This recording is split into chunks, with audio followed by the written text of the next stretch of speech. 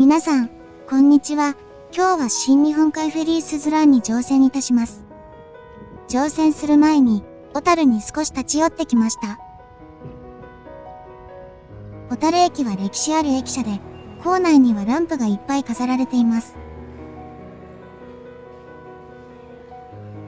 ホームもレトロチックな雰囲気がとてもいいです。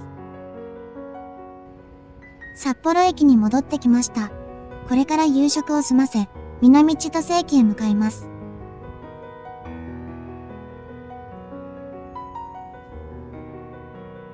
南千歳駅の北口のバス停に向かいます。苫小牧東港へバスで移動です。徒歩で乗船する場合、移動手段はこのバスかタクシーになります。バスで45分もかかります。料金は1200円です。南千歳駅から苫小牧東港へ出発です。信号もほとんどなく高速のようです。苫小牧東港に到着です。後ろには今日お世話になる新日本海フェリーすずらんです。とても大きな船で全長がなんと 224.5 メートルもあるんです。キャンピングカー、乗用車、バイクが多く、北海道と思わせる光景です。新日本海のネオンが浮き上がって綺麗に見えますね。時間があまりにもなく、すずらんの全貌を撮影したかったのですが、このまま乗船手続きへ向かいます。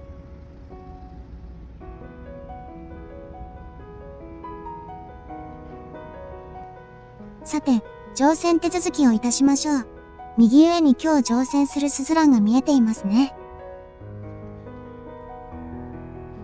1階の受付はこのような感じになっています。2階の待合スペースへエスカレーターで上がります。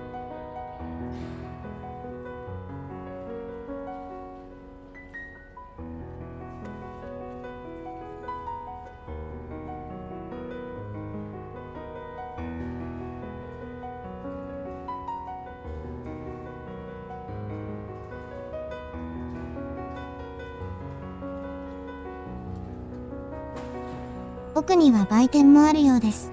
待合スペースには人がいっぱいいました。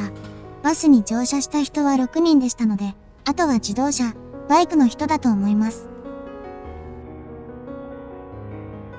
待合スペースで休む暇もなく、乗船開始です。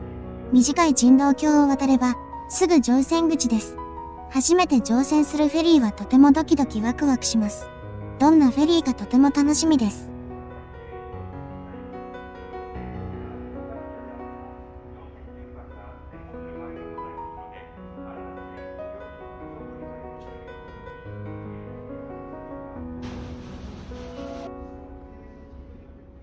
すずらんに乗船です。入り口前にはすずらんと書かれた金の浮き文字がお迎えです。インフォメーション前で部屋を紹介してくれるクルーが来てくれました。木目調に金の手すりと豪華な雰囲気があるエントランスです。右側にはタケノコのような塔がニョキッと立っています。売店には北海道のお土産、お菓子、おつまみ、飲み物、アイスがありました。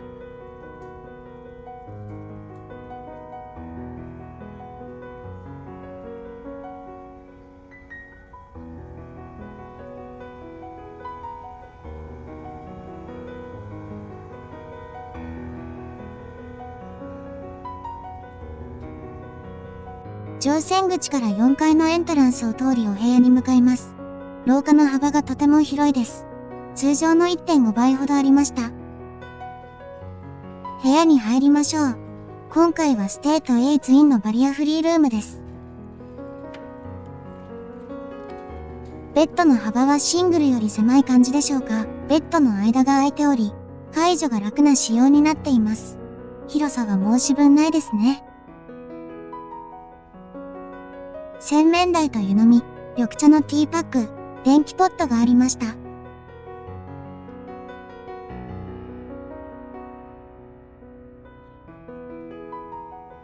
机の下には冷蔵庫もあり、長い航路にはあるととても便利です。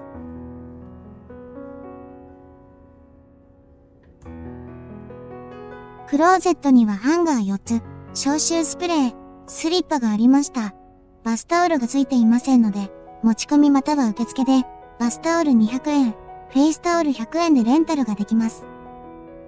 トイレはついているのですが、クルーの方が、今日は隣の方がいますので、共有ということです。知らなかったので、テンションが落ちてしまいました。そろそろ、出港ですのでデッキへ向かいました。新日本海フェリーは5階だけしか、デッキに出ることができないのが残念です。6階にもデッキはあるのですが、出入り禁止なのです。左右にはカフェスペースがあり、正面に電気が消えていますが、レストランがあり、左側にプロムナードがあります。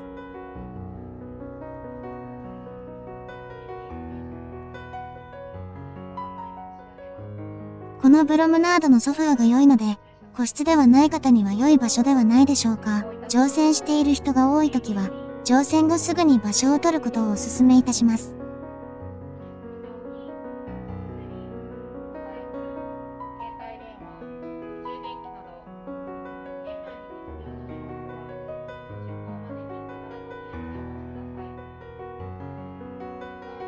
デッキはここしか出ることができないゆえに、タイガーロープまで張ってあります。これはとても不満です。車がフェリーに出港間近まで乗り込んでいきます。今回、かなりの台数が乗船したようです。フェリーのサイドラップが閉じられ、間もなく出港かと思われます。苫小牧東港は周りに何もないもので、真っ暗です。西港は町に近いのでいいのですけどね。西港が使えなかったのでしょうか？さて出港です。離岸の模様は倍速をかけて撮影しました。今から出港なのになんか寂しい雰囲気ですが、敦賀までの21時間、船旅を楽しんできます。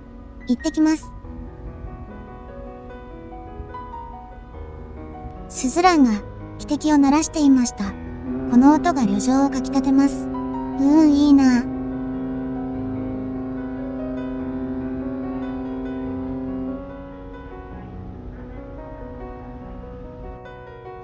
船内に戻り、少し探索をしてみましょう。まずは、4階の自動販売機コーナーです。ソフトドリンク、ミネラルウォーター、ビール、アイスが販売されています。他のフェリー会社と同じような商品でした。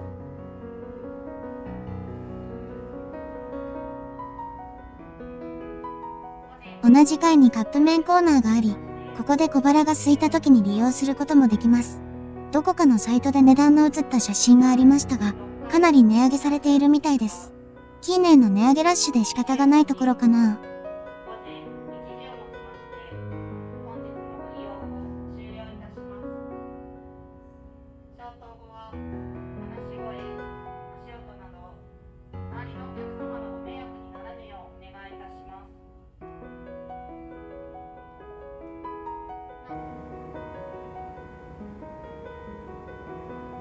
4回、5回とまだ紹介するところはありますが、乗船の際にすぐ撮影に行った6階の大浴場を見ていただきますね。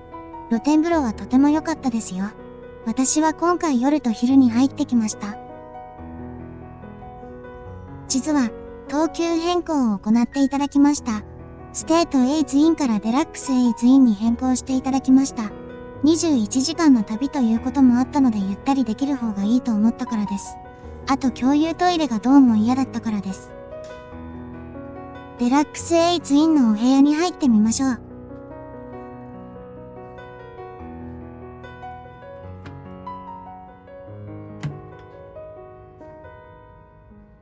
さすが、上等級のお部屋で、ソファーに机、窓側にゆったりできる椅子もありました。この部屋ならゆったりできそうで楽しみです。あと大きなテレビ、冷蔵庫、電気ポット、ドライヤー、フェイスタオル、バスタオルが置いてありました。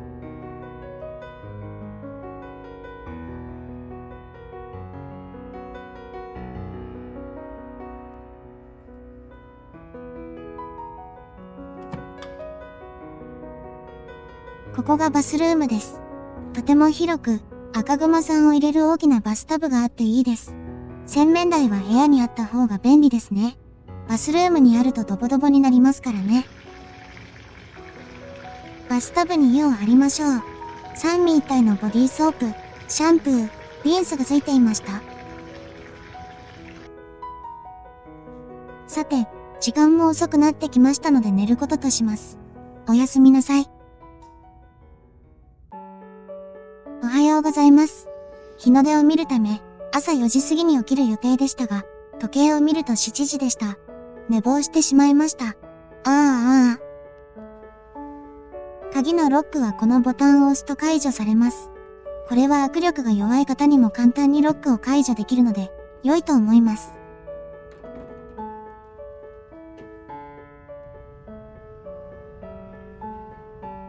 エントランス好きな私、ついつい撮影してしまいました。オーロラのような光の壁、タワーみたいな塔の先端も光って、なんかおしゃれです。カーペットも素敵です。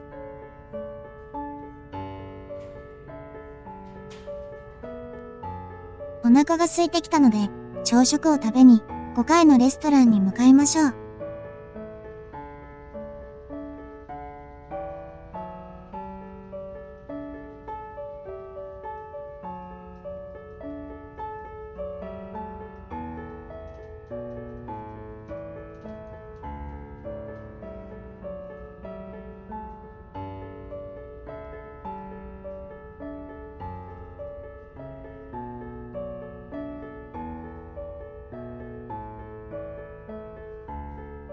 メニューはこんな感じです。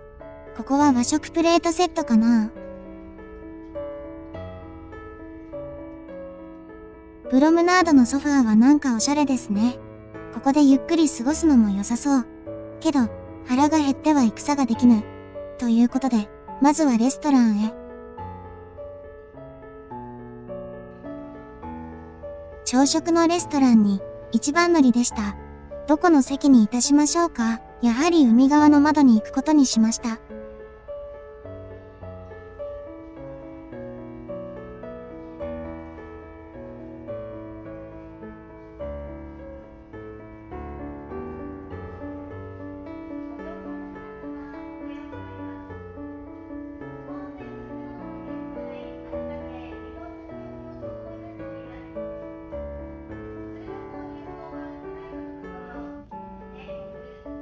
さっき言っていた和食プレートにいたしました。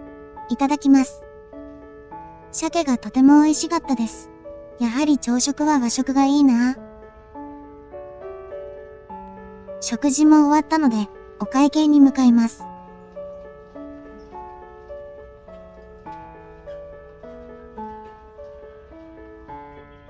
まず画面をタッチし、座席にあったバーコードのプレートを当てると、金額がモニターに出ますので、お金を入れて支払い完了です。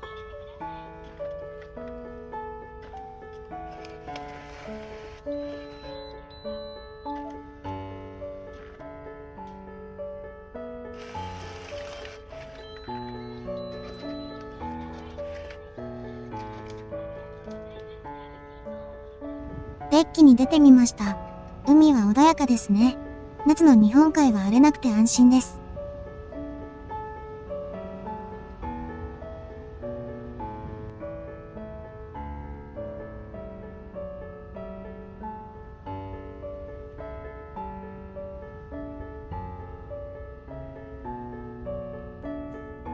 エントランスには、タケノコのようなオブジェと石のようなベンチが置かれています。チルドレンルームは、壁にクッション材でできている、波や船、クジラさんがあり、とても可愛らしいです。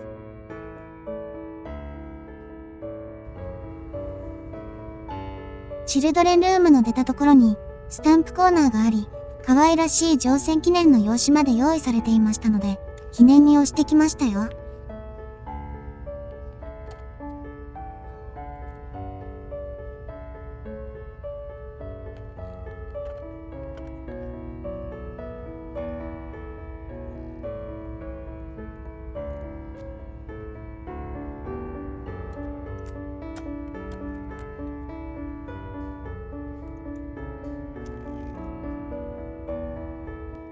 同じ階にコインロッカーがありましたよ。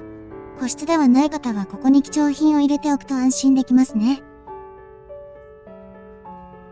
5階のエレベーターの隣あたりにアミューズボックスがあり、カラオケを楽しむこともできます。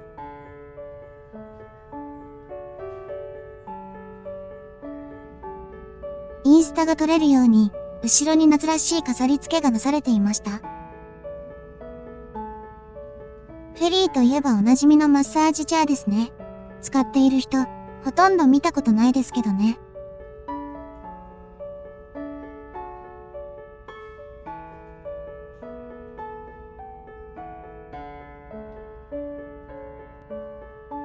隣には PC コーナーなるものがありました。コンセントと USB がついていました。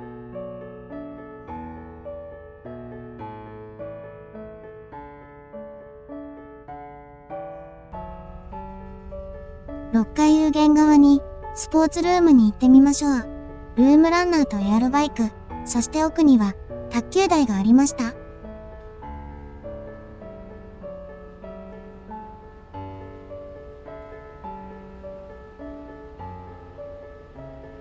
6階左舷側にゲームコーナーもあり、スロット、太鼓の達人、クレーンゲームがありました。6階の真ん中あたりに映画が見れるコンファレンスルームがありました。映画だけではなく、こちらでショーをしてもいいなぁと思うのですけどね。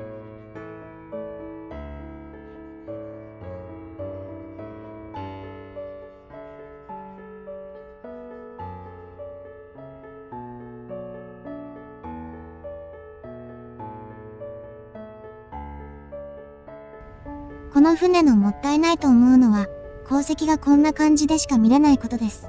6階のデッキが使えたらいいのにね。新日本海フェリーさん、使えるようにしてくださいね。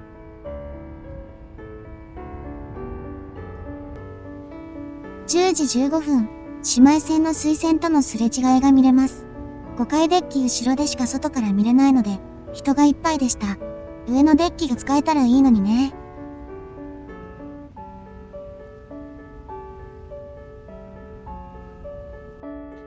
10時30分からカフェで、洋上イベントのジャグリングが開催されるので見に行ってきました。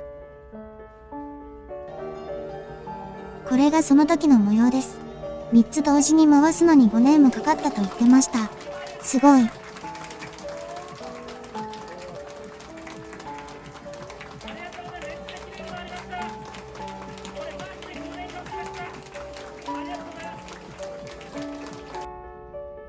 この船には、普通のレストラン以外にコース料理をいただけるグリル・マルゴーという場所があります。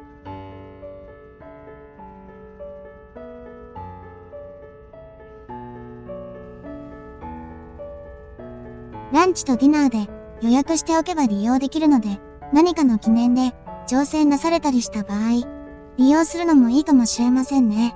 庶民の私は普通のレストラン利用です。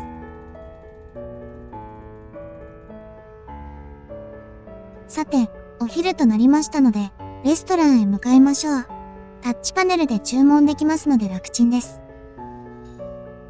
私は、敦賀真鯛と青のりのスキレットピザを注文しました。えらい長い名前のピザですよね。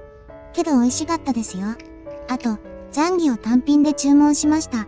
こちらが美味しくはなかったかな。セルフ会計機で支払います。朝食で一度使いましたので、2回目はすぐにできました。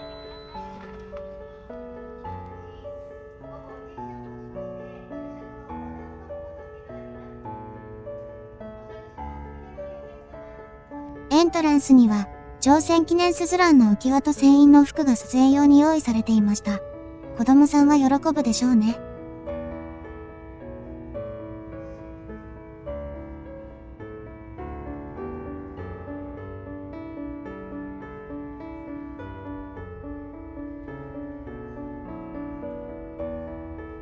受付の近くに感謝状がありました。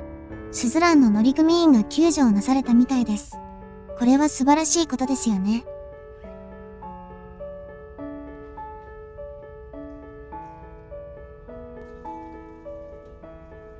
カフェスペースでのんびりすることに、穏やかな日本海、快晴な天気、気持ちいいね。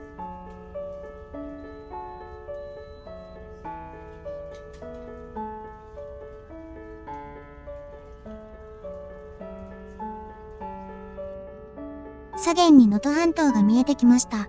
もうここまで来たのかという感じです。敦賀までかなり近づきましたね。私の好きな鉱石を見たくて、再度、デッキに来ましたが、船の引き波程度しか見えませんね。雰囲気だけでも味わっていただければ嬉しいです。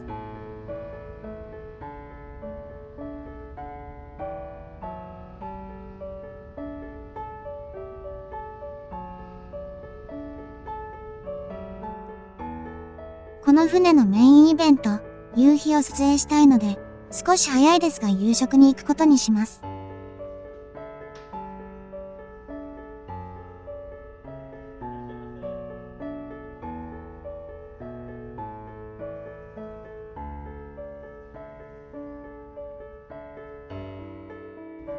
奮発して、道産牛の厚切りステーキセットと新日本海自家製ハンバーグセットです。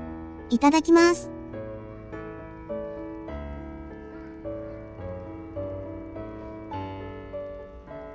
ペロリと完食です。肉は少し硬かったですが、美味しかったです。ごちそうさまでした。今回3回目のお会計です。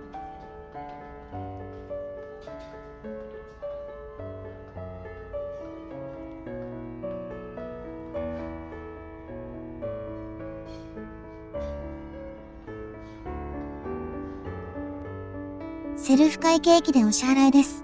もう3回もすれば慣れたものです。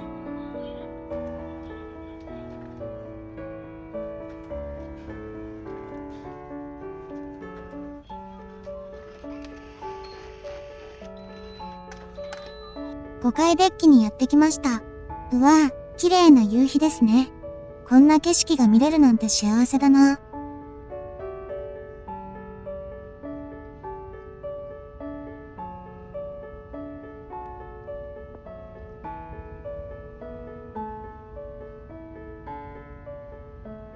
撮影できる場所が限られていましたので、人がいっぱいです。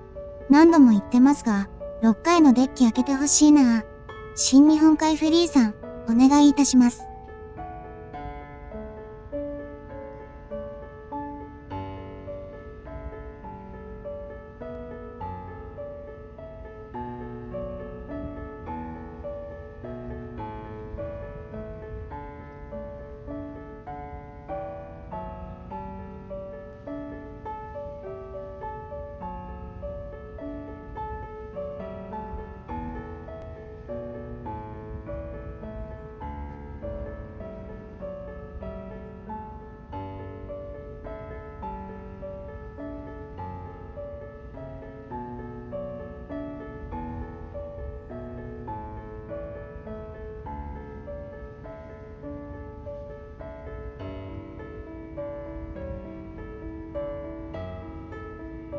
海に沈み夕日を最後まで見れて、ほんと良かったです。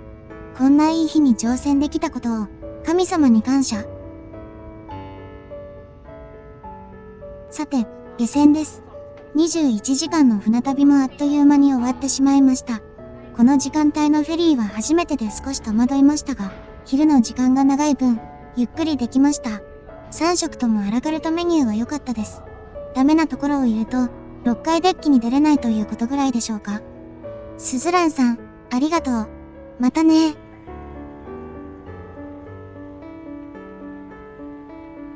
敦賀駅に到着。すごく綺麗な駅ですね。さすが新幹線駅。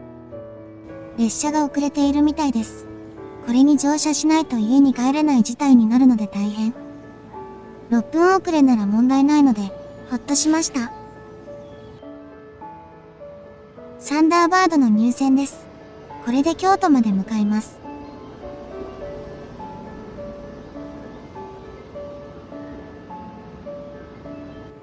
1時間足らずで京都駅に到着です。なんとか終電までに帰ることができました。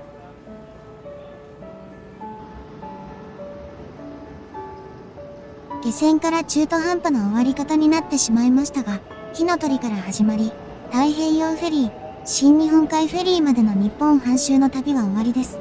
長い間ご視聴ありがとうございました。また次の動画でお会いしましょう。